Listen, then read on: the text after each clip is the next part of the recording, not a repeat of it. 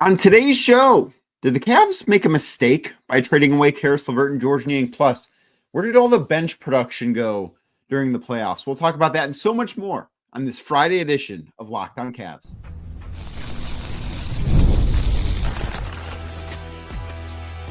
You are Locked On Cavs, your daily Cleveland Cavaliers podcast. Part of the Locked On Podcast Network, your team every day.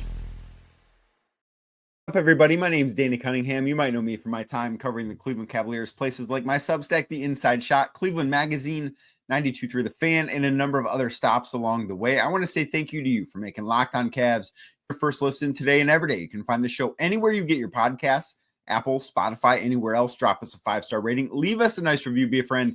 Tell a friend about Locked On Cavs. Make sure you're subscribed. Make sure a friend is subscribed as well. And if you're watching the show on YouTube, do me a favor, hit that thumbs up button for me, click subscribe, and hit that notification bell so you don't miss the latest Locked On Cavs content, a proud part of the Locked On Podcast Network, your team every day. Today's episode brought to you by FanDuel. Right now, new FanDuel customers can get $200 in bonus bets when your first $5 bet wins. That's $200 in bonus bets with that first $5 winning bet on FanDuel. Last couple days, answered a lot of questions about where the Cavs go from here. Evan Mobley's internal growth. Should they trade for Giannis? A lot of interesting things that you guys have thrown my way. Wrapping up the week, have a few more that I really want to get to. And one of them is a very interesting question that I do think I want to do a full Locked On Cavs episode about the bigger picture with this. But the Cyber Mackin asks, and I believe this is from YouTube, would the Cavs have been better off keeping Caris, LeVert, and George Niang for this playoff run?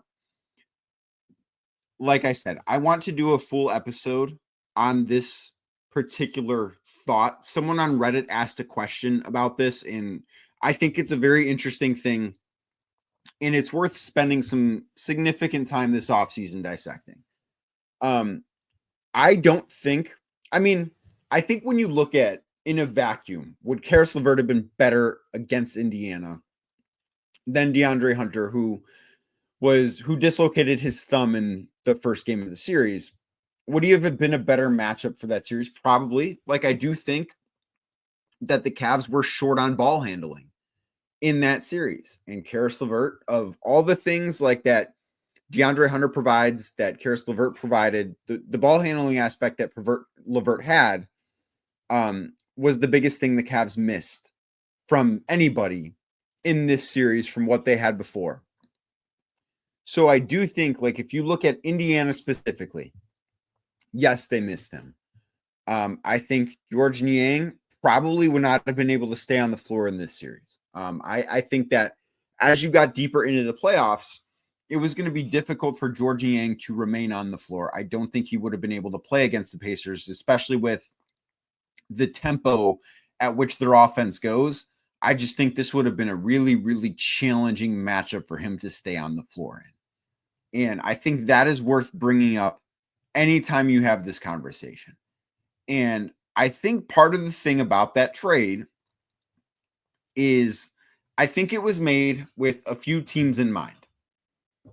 I think it was made with the Boston Celtics in mind, because I don't think it's much of a debate that swapping out Caris LeVert and George Niang for DeAndre Hunter better suits the Cavs to take on the Boston Celtics in a playoff series. I think it was made with the thought, hey, something happens against Boston, or if the New York Knicks slide down to 4, and the Cavs were better than the Knicks all year, and they beat the Knicks 4 times. But I think they could look at it and say, hey, we are better suited to play the Knicks with DeAndre Hunter on our roster than Caris LeVert and George Niang on the roster. I don't think they needed to make that move in order to win a series against New York. I think they could have done it anyways, but I think matchup-wise, they were better off doing that. I don't think the Indiana Pacers were a team that was in mind when that trade was made. Did it make the Cavs a little bit of a worse matchup against Indiana? I think you could make that argument. I do. I think that they missed some of the things that Caris LeVert provided. Now, DeAndre, I think, is a better defender than LeVert, although I think LeVert is a good defender. But with how much pressure the Pacers were able to put on the Cavs, especially with the injuries that the Cavs had to endure. Now, is this answer the same if Donovan Mitchell is not out there playing on one leg? Is this answer the same if Darius Garland has all 10 toes working? Probably not. Like, I think that part of this answer is a little bit of a circumstantial thing, because if I would have told you at the time the Cavs made that trade, hey, by the way, when the second round gets here, Donovan Mitchell's not going to be healthy and Darius Garland is not going to be healthy either, it probably changes a little bit of the calculus with that deal. I don't think it was a bad deal. And again, I want to take a deeper dive into it and just how the Cavs got better or maybe didn't get better.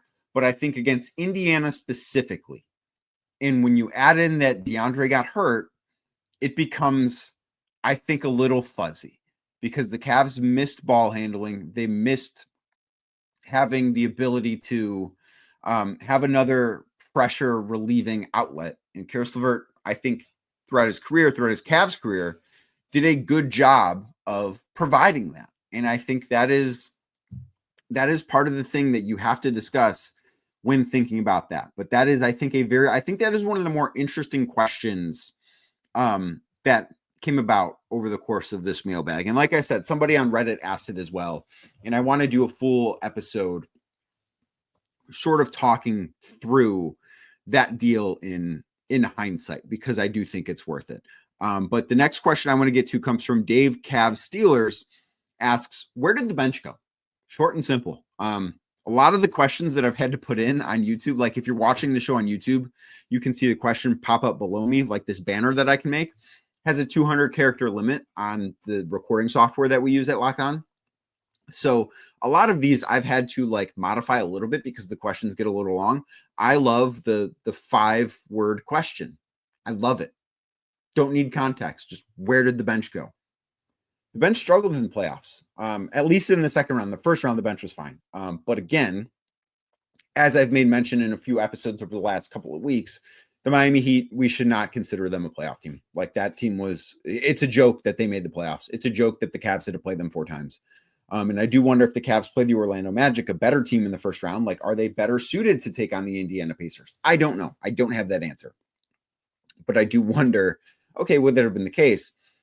The Cavs bench kind of changed because they were put out of position. So I think part of the where did the bench go, like you can point at Ty Jerome and say he had an awful series against the Pacers. And he did. He was terrible in that series. There's not a nice way to say it. He had a great year and he had a really, really bad series. DeAndre Hunter dealing with that thumb injury. Dean Wade kind of, I expected him to be better. I expected him to shoot the basketball more, but I just think he plays offense too tentatively. And that is, as long as he is like that, that's going to be an issue. Isaac Okoro, I think it was clear that until game 5, when Kenny really tried to just lean into defense, he didn't trust Isaac to do things offensively. Like, I don't know if that's saying, oh, where did the bench go there? But I just think that they didn't trust him offensively. And you look at when they were dealing with injuries, particularly with, I think, Ty, he was asked to be a different guy in this series than what he was during the regular season because of the lack of Darius Garland. I think that he was asked to have to shoulder more of the load, and that's a difficult thing for somebody who, like, part of the reason why Ty did not win Sixth Man of the Year wasn't because of production. It's because if you look at the guys who finished ahead of him, Peyton Pritchard, who won the award, and Malik Beasley, who finished second of the Detroit Pistons, look how many minutes a night they played. Ty Jerome finished third in Sixth Man of the Year voting. He averaged 19.9 minutes per game this year for the Cavs. That is fewer minutes than everybody in the rotation other than Sam Merrill and Isaac Okoro. Sam played 19.7. Ty played 19.9. Isaac played 19.1, of course, in fewer games because he missed a bunch of time with that shoulder injury. So they both played. They're in very, not even a full minute less than Ty. So you ask him from going to that to, hey, we need you to play like 27 minutes a night because Darius Garland's not available. That's a really big jump, and that is a big ask. So when you talk about, well, what happened to the bench? Why were they not as good? I think a big part of that is they were asked to do things that they were not asked to do throughout the course of the regular season, throughout the course of the series against Miami. When you see roles shift the way that they were shifted for the Cavs, it's going to have a significant effect. When DeAndre Hunter is asked to do a little bit more, even though he's injured, because Evan Mobley's not completely healthy, or Dean Wade is asked to do more, those things matter. They will catch up with you. And I think that they did catch up with the Cavs in that series. That's one of the things that I look at and say, well, how do you explain the lack of bench production? I think the depth was severely tested because guys that the Cavs could count on to be great for 20 minutes and do really good for 20 minutes during the regular season, when the intensity, like you would expect those guys to play less in the postseason. But because of the injury situation the Cavs found themselves in, they were then asked to play more. And I do think, and I know I mentioned this a little bit on the past 2 episodes, I think we've gotten a little far away from the injury stuff. I think if the Cavs are fully healthy, if Donovan Mitchell was healthy, if Darius Garland was healthy, if Evan Mobley was healthy, if DeAndre Hunter was healthy, I think the Cavs win that series against the Pacers. I know that's not a popular take. I know it's probably not something anyone wants to hear. And I think a lot of the fan base, and rightfully so, has been demanding that the Cavs not use injuries as an excuse. And the Cavs have not used injuries as an excuse. They have said time and time again, the Pacers give Indiana all the credit in the world. And the Pacers deserve all the credit they are getting and probably a little bit more. But I also think the Cavs actually, and I feel like I've been very hard on them and they deserve it. But I do kind of feel like we're getting to the point where I think they deserve a little bit of slack. So like Donovan Mitchell played the series on one leg. Darius Garland, I think, took a lot of flack for not playing. And then you saw him play in games 3, 4, and 5. It's like, this guy can't move like that. He was not sitting out because he's not tough. He was sitting out because he couldn't run, because he couldn't cut, because he couldn't do the things that you need to do as an NBA player to be effective. Evan Mobley fought through a pretty nasty ankle sprain. DeAndre Hunter couldn't grip a basketball and was playing through it. I think that the injuries matter probably more than we've talked about them mattering. And I think in this instance of where did the bench production go, I think the injuries matter quite a bit in that conversation, because it's tougher for the bench guys to overperform having to play more minutes in the postseason. Like, what does Ty Jerome's series against Indiana look like if he only has to play 15 minutes a night? Is he the same guy who was in the regular season in those small spurts? Maybe, I don't know. But because the Cavs were not healthy in the backcourt, he was asked to do so much more, and you got the result that you got. So I think that kind of explains where the bench went and why it was such a struggle for the Cavs. Talked about, does Donovan Mitchell get a pass for this? I think he does. I'll tell you why, and we'll dive into that a little bit next right here on Locked On Cavs. Today's show is brought to you by FanDuel Sportsbook. The NBA playoffs are in full swing. The conference finals going on, and every night it delivers highlight-worthy performances, major momentum shifts, and can't-miss moments. The only thing I miss is having multiple basketball games every single night. Those days are over, but we get the best basketball of the year in the conference finals, and soon the NBA finals. Whether it's a game-winning shot or a breakout player, there's never been a better time to get in on the action than right now with FanDuel, because FanDuel makes it easy to stay in the game before tip-off and during the game. They've got player props, performance trends, same-game parlays. Fans have more ways than ever to play smart, play very smart, and to win big. I want you to win big. You want to win big. Everybody should want to win big. And that first $5 bet wins. If you're new to FanDuel, you get $200 in bonus bets to add to the excitement of the NBA playoffs. So like I said, if you are new to FanDuel, now is the perfect time to sign up. Head to FanDuel.com. That is FanDuel.com, or the FanDuel Sportsbook app. Place your first $5 bet, and if that first $5 bet wins, you get $200 in bonus bets. That's $200 in bonus bets to use on anything that first $5 bet wins. Make every moment more with FanDuel, the official sports betting partner of the NBA. Thank you again for making Locked On Cavs your first listen today and every day. Like I said earlier, you can find the show anywhere you get your podcasts, Apple, Spotify, anywhere else. Drop us a 5-star rating. Leave us a nice review. Be a friend. Tell a friend about Locked On Cavs. Make sure you're subscribed. Make sure a friend is subscribed as well. The next question on this mailbag edition, why is Donovan Mitchell getting a pass? The heart Donovan Mitchell showed is 100% admirable and was amazing. They needed him, and he kept driving even though he was just getting hammered. This isn't a question of blame on him, but just a question. Did the Cavs offense short circuit because of Donovan Mitchell? That comes from Jonathan Frost via email. I think this is a very good question. And I have been one who has been, I've praised Donovan a lot for what he did in this postseason. I think it's fair to say. And I think he rose to the moment. I don't think he was perfect. I think the offense could have been better. Now, that said, I think the deeper we got into that series, as the Cavs continued to struggle shooting the basketball, where they did not have a good game from beyond the arc. And I know if you pull up the box score, game 4 says they shot 40% from 3, but they were, I believe, 5 of 19 or 5 of 20 at halftime, which was bad. And they were down by 41 points. In the second half of that game, they shot the ball well in moments that didn't matter. Like the pressure, there was no pressure. It could have been a preseason game. So I'm going to sit here and say they didn't shoot the ball well. I think part of it is, as the series went on, Donovan probably got to the point where he started to feel as if, okay, I have to do this myself. And I don't think that was the right way to go. I think Evan Mobley should have been involved more than he was. I don't think the Cavs featured him enough, particularly in game 5. I thought Evan was really good in that game, and I think more Evan Mobley probably would have been a good answer for the Cavs. So do you want to blame Donovan Mitchell for that? Sure, I think part of it goes there. I think part of it's on Evan Mobley. I think part of it's on Kenny Atkinson. I've discussed that ad nauseum about getting Evan Mobley more involved in those moments. But it's difficult for me to be critical of a guy who left everything he had out there.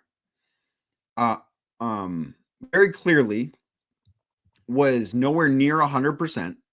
Like if it were the regular season, I think Donovan Mitchell probably would have missed 2 or 3 weeks with the ankle injury and the calf injury he was dealing with. So when I say like he should be absolved of blame, I'm not saying that he was perfect, but I think he did every single thing possible in order to try and will the Cavs to wins in this series. The game he had in game 2, 48 points, remarkable. The game he had in game 3 was one of the best ever non-LeBron James playoff performances in Cavs history. So I think that's why he gets a pass for this, is because you could question a lot of the stuff about the Cavs, and he was not perfect in this series. He didn't shoot the ball well enough. I think at times he was a little over aggressive, but I think you can also look at it like you can see it the way that he probably saw it, which was nothing else is working. We're struggling to penetrate their defense. I need to try and get to the free throw line. And he did it successfully. Doesn't mean he was perfect. Doesn't mean that none of the blame is his, because at the end of the day, he's the superstar player. He's the franchise player on a 64-win team that lost in the second round. And it's a failure, and it's one that he has to live with. It's not going to be fun, and I'm sure it's going to take up a lot of space in his brain over the next several months. But I thought that the way he played and the emotion in which he played with, what he played through, it's hard for me to say the Cavs actually lost because of Donovan Mitchell. I can't get all the way there. And I think the Cavs offense short-circuiting had more to do with guys shooting under 25% for the series on wide open three-pointers. I think it had more to do with that than anything Donovan Mitchell. And Donovan is part of that. Like, he did not shoot wide open threes well, but I think that is part of it. The next question that I want to dive into comes via email from Deborah Spence. Asks, Why couldn't/didn't the Cavs impose their game style and identity from the get-go, especially at home? I think this is one of the most disappointing things about this series for the Cavs. When you look at everything that went wrong, the Cavs were not prepared for the way Indiana played from the beginning of this series. There were times, game 2, I thought for like 45-ish minutes, maybe 44 minutes, I thought they dictated the terms of the series. Really good thing. Or that game, sorry. Game 3, I thought they dictated it from start to finish. Game 4 was a disaster. Game 5, they did at the start, but they couldn't make shots, so it didn't matter, and the Pacers were able to fight back because of that. But they couldn't play their style of basketball. And part of it was the injuries. Part of it was the Pacers were just better prepared. And I think that is one of the big things that you look at and say, yeah, that is the most disappointing thing about this series, is that the Pacers were able to make the Cavs try and keep up with them rather than the Cavs dictate the terms. I think that Indiana played with more force. I don't think that's a controversial opinion. I think if you watch the series, that was very obvious. And I think that this gets to the mental toughness that has been kind of the theme of this week in Cavs land, is that the Cavs were not mentally tough enough to do these things that we talk about. They couldn't grab rebounds at the end of game 2. They couldn't get open at the end of game 2. They couldn't make wide open three-pointers consistently throughout this series. Even if the Pacers did a good job of limiting how many the Cavs got, they really struggled in those areas. I think the failure to dictate the series style, tempo, pace, whatever you want to say, is unfortunately a reflection of the mental toughness that the Cavs lacked. That is what I think I kind of get to. I've got a few more questions. One about Isaac Okoro. Got one about Jarrett Allen again. And Donovan Mitchell, of course. We'll dive into those next right here on Locked On Cavs. Today's show brought to you by Epicor. Every team knows the value of hard work, of taking pride in what you build and practicing every detail to get the best results. But no one player, no matter how amazing, can do it all alone. Working together makes getting the win easier. And at Epicor, the All-Stars are the hardworking manufacturers and distributors who create and deliver the things we all need, from aerospace to electrical to medical devices. Epicor ERP solutions are created by industry experts to help make every day easier. Seeing your whole supply chain is easier. Managing logistics is easier. Responding to price changes is easier. From small businesses with big dreams to growing enterprises with global visions, they'll equip you with the right tools to move forward, think ahead, and lead the way. Because as the clock ticks down, you need to make the most out of every hardworking minute. Easier doesn't cut corners. Easier takes the lead. Discover your success at easierwithepicor.com. That is easierwithepicor.com. Thank you again for making Locked On Cavs your first listen today and every day. Like I said earlier, you can find the show on YouTube. And if you're watching right now, do me a favor, hit that thumbs up button for me, click subscribe, hit that notification bell so you don't miss the latest Locked On Cavs content, a proud part of the Locked On Podcast Network, your team every day. Last year, Donovan said he wanted Jarrett Allen and the core four together, but do you think he has since changed his mind specifically about Jarrett Allen? Even if he says, hey, I really like playing with these guys, do you think he doubts being able to depend on him in the postseason again after the last 2 games of the Pacers series? This comes from a commenter on YouTube. I think it's unfair to try and get inside the mind of Donovan Mitchell on this sort of matter. He said after the playoffs, when everything was extremely raw, that he would die for everybody in that locker room, that he would go to bat for everybody in that locker room, and he would die on that floor. And it's unfair for me to say, after hearing that and the way Donovan has operated, that he's changed his mind as far as that goes. I think Donovan's going to believe in whoever is in that Cavs locker room as long as they're in that Cavs locker room. But as I've made mention throughout this week, after listening to Kobe Altman speak, I don't think the core four exists anymore. I think it's a big three. I do not think that the core four is a thing. I think Jarrett Allen is not a core member of this team. Jarrett Allen is a very, very good role player, but that's what he is. And very, very good role players are not core members. And the example that I want to use is the Boston Celtics. Because I think some of the thing that bothers me with them is we hear it took their core 7 years to break through. No, it took Jason Tatum and Jaylen Brown 7 years to break through. How much of that core changed? Al Horford was there, and then he left, played for OKC, played for Philadelphia, basically sat out a year because he was still good, and OKC said, no, we want to lose some games. You got to go rest and recover. And then by time, he was able to get back and play for the Celtics again, a lot of things had changed. That was not the same version of the Boston Celtics that first made the conference finals back in 2018.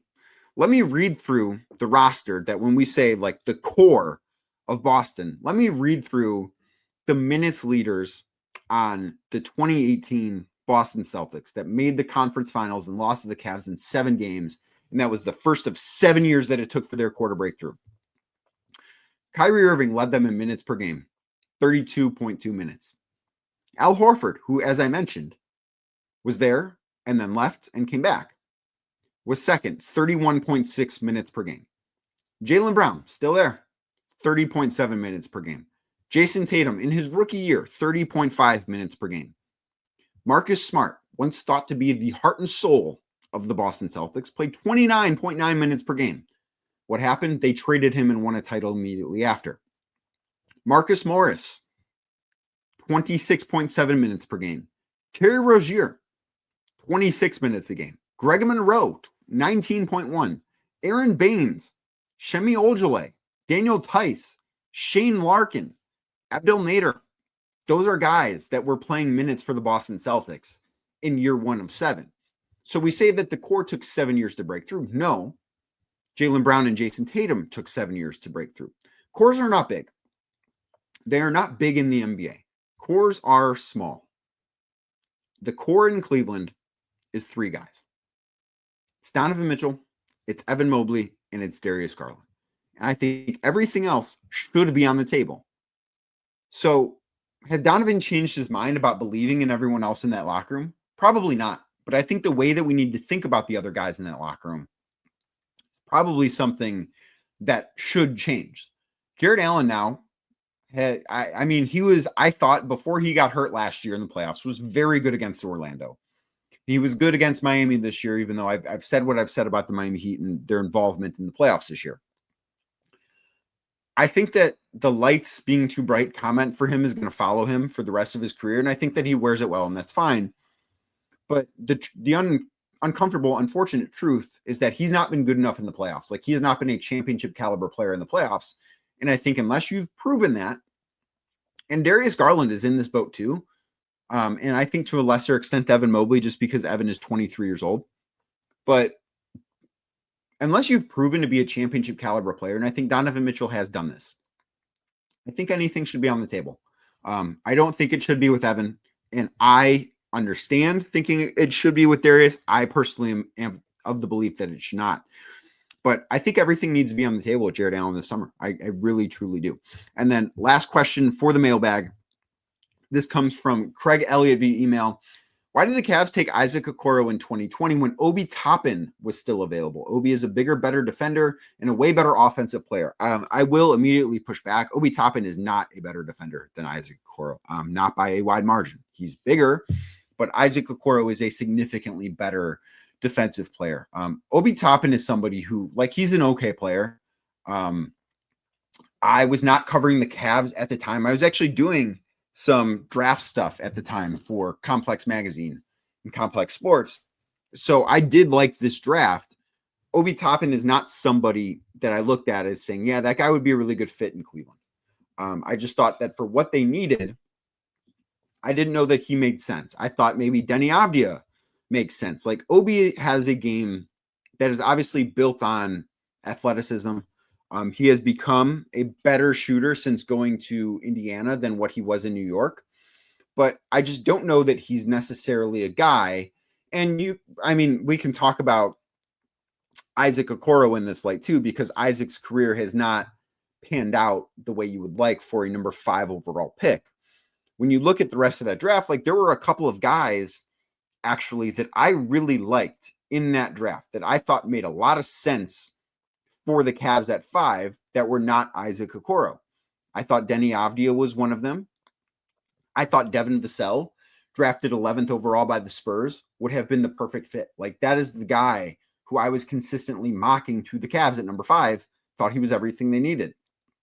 I was a big fan of in that draft of Aaron Nesmith. He ended up going 14th to the Boston Celtics. Of course, he has since been traded to the Indiana Pacers, but I thought he was somebody that would have made a ton of sense in Cleveland. 5 was a bit of a reach, but I like Saddiq Bey a lot. I still like Saddiq Bey, even though he's gotten hurt. Like I still have stock in that island. Those are the guys that I would look at. I don't necessarily think that Obi Toppin, like if the Cavs have Obi Toppin instead of Isaac Okoro, I don't think that they would have won that series. Like he was not a swing player. I think they're worse defensively because I do think Isaac is a significantly better defender than Obi Toppin. Obi's a better more explosive offensive player. But if they make that change, I don't think they win that series. But thank you for making Locked On Cavs your first listen today and every day. You can find the show anywhere you get your podcasts, Apple, Spotify, anywhere else. Drop us a 5-star rating. Leave us a nice review. Be a friend. Tell a friend about Locked On Cavs. This mailbag has been a blast this week. Very much have appreciated the interaction. Probably won't do another one of these, at least not a full episode, maybe a question here, a question there. Probably won't do another one of these until July. But I appreciate all the questions. They were great. I tried to get as many of them in as I could have in what is essentially added up to about 90 minutes of podcast content. So this was a lot of fun. Really glad we got to do this. And as we get out of here on YouTube, do me a favor, hit that thumbs up button for me, click subscribe, and hit that notification bell so you don't miss the latest Locked On Cavs content. I'll be back on Monday with more about the Cavs.